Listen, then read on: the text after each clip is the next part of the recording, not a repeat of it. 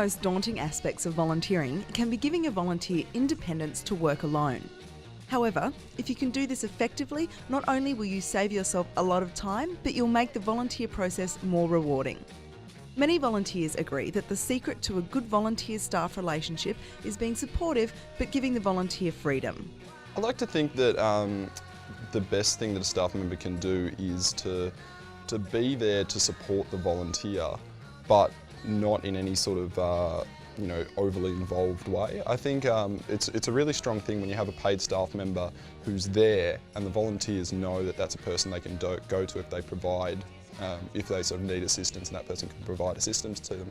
But it's not a position where they feel like they're constantly being monitored or watched by the staff members and constantly being, I guess, dictated to. To take control of a project where it's not needed. That's probably one of the worst things that a staff member can do. I understand that at times staff members do need to step in where they have the skills and the experience, but micromanaging can be one of the worst things in a volunteer organisation because it disempowers volunteers. To help a volunteer work autonomously, it's important to assess the risks and keep open communication with your volunteer.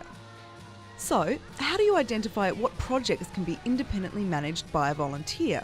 I think it's always important that volunteers are able to be working in some way with a staff member or with somebody who's going to be there around, say, more than a day a week, or somebody who can sort of keep that sense of continuity going and knows where this project fits into the bigger picture.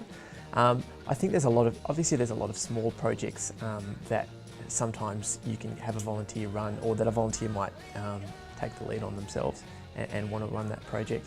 And I think in those instances, normally it just requires a bit of a check-in every now and then with that volunteer.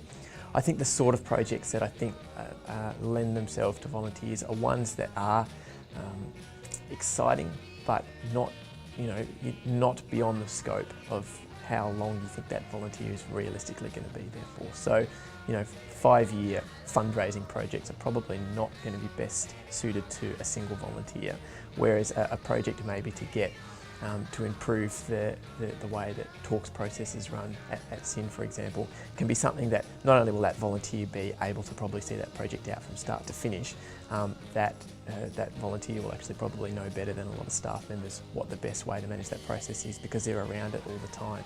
Another challenge you might face is working out when a volunteer is ready to take on extra responsibility.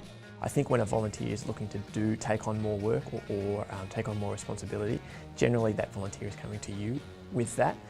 Sometimes, assuming that the communication is open between you and the volunteer and that process is working really well, sometimes in conversations with that volunteer and making sure that you're doing sort of 3 month and 6 month and 12 month, however long the volunteer is with you, making sure that you're doing those really regular check-ins with the volunteer to see how they're going.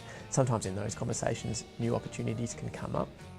Giving a volunteer independence to work on a project alone doesn't need to be scary.